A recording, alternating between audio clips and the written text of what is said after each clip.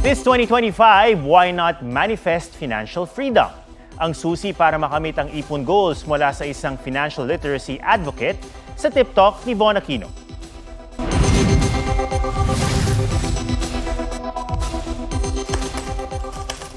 Sa pagsisimula ng taon, sa usaping pera nagpaplano si Dominic. Gusto raw kasi niyang magbalik kolehiyo. Manage your income lang. 50% is to your expense, 30% to your ipon, and 20% dun sa mga luho mo, if ever.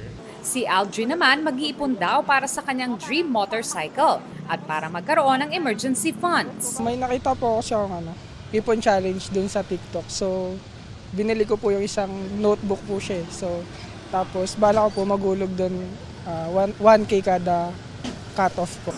6 digits naman ang ipon goal ni Angelo, kaya plano raw niyang humanap ng ekstrang mapagkakakitaan. Alam na rin niya kung saan ilalagay ang iniipon.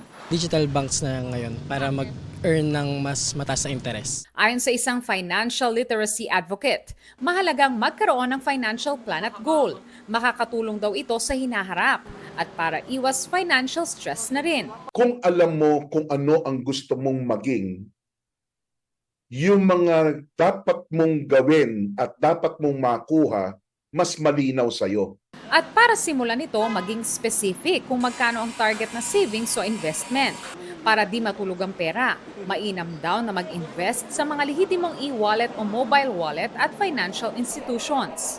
Automate your saving and or your investing. Kasi saving is not enough. Kailangan palaguin mo yung iniipon mo. Pwede na nga yung sinasabi ko, pagpasok ng pera, automatic ililipat doon sa pag-iipunan mo at pag-iinvestahan mo. Magkaroon ng accountability partner para matrack at bantayan ang iyong progress.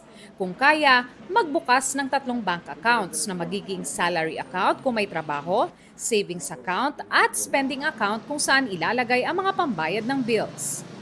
Sa mas maraming pagkakataon na hindi mo hawak yung pera, mas nauuna, mas malaki ang tsansa na hindi ka magi-impulsive buying. Von Aquino nagbabalita para sa GMA Integrated News. Huwag magpahuli sa mga balitang dapat niyong malaman.